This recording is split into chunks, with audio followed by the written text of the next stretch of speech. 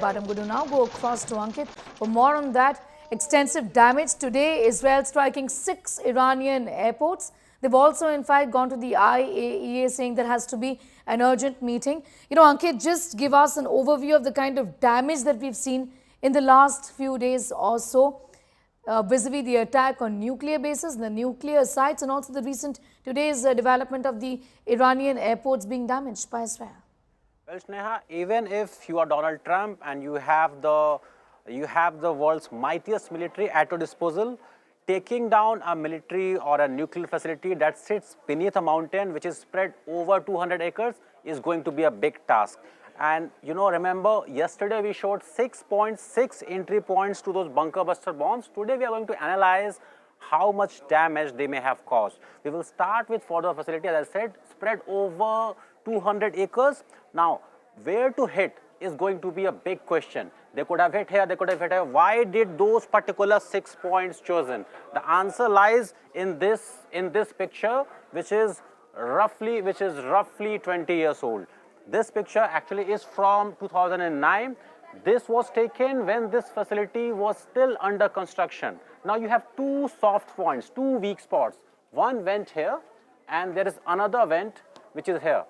These 2 particular vents, Neha, these 2 particular vents seem to have been targeted in this strike, because before the bombing, this was covered. But remember, this entire structure is made of solid rock. But what happens when you tinker with that rock? You try to fill it with cement or some kind of soil. So this was covered. This point was also covered before the bombing. What happened on the day of bombing? You see these 2 soft points, these 2 weak points in that mountain structure have been targeted. So 3 points at this vent, 3 points at this vent. So if you have a mountain to take down, you will have to find weak points. That is the takeaway from Fordow. US military had the B-2 bombers, had the bunker buster bombs. Now, what was sitting beneath that? This is a closer picture. This is 2009, you see. This is a shaft, this is a shaft. Before the bombing, this was covered. There was soil, there was cement, but on the day, hours after the bombing, you can see 3 holes here and 3 holes there. So this is called precision targeting. Now, what was the design? What sits beneath this mountain? This is the design we have prepared based on the satellite pictures from Maxar. Orion Intel and Intel Lab have created a design, and some reporting was done by Institute of Science and International Security. Now you see this red dot and this red dot. These are the two impact points. 6 to 12 bunker buster bombs believed to have been entered through these 2 entry points. Beneath these entry points, Neha, lies Centrifuge Cascades Hall, which was targeted. So this is the main operating area. This is the main operating area which has been targeted. Everything else has been left. The main tunnel for entrance has been left. The auxiliary building has been left. The additional tunnel has been left.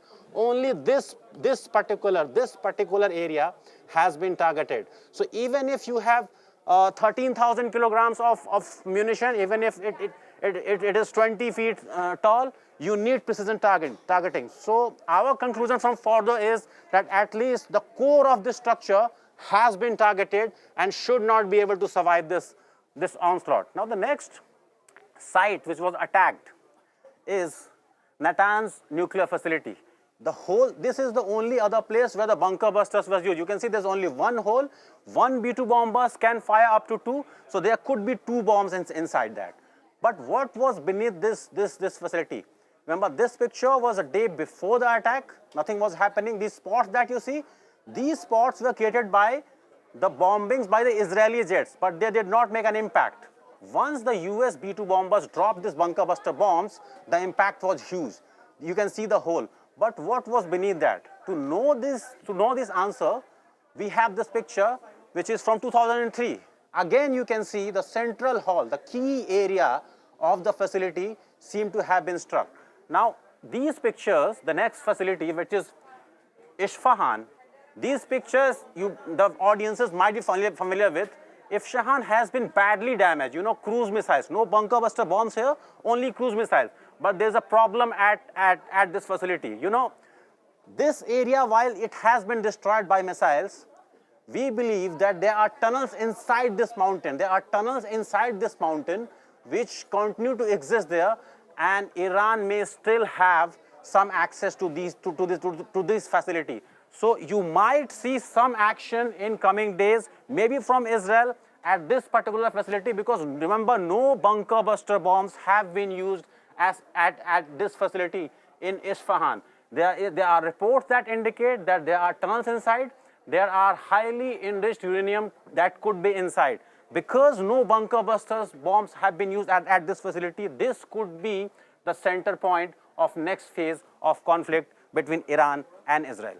Right, I'm going to leave it at that for the moment. Ankit getting us up to speed with those details. Meanwhile, IAEA has expressed concerns about the attack, about radiation leak as well, and say that they do not have obviously a complete picture. They've also in fact spoken about the fact that clearly diplomacy is the way forward. Looking at the extent of damage, UN nuclear watchdog also seeking access to Iran nuke sites. That's also something that is awaited.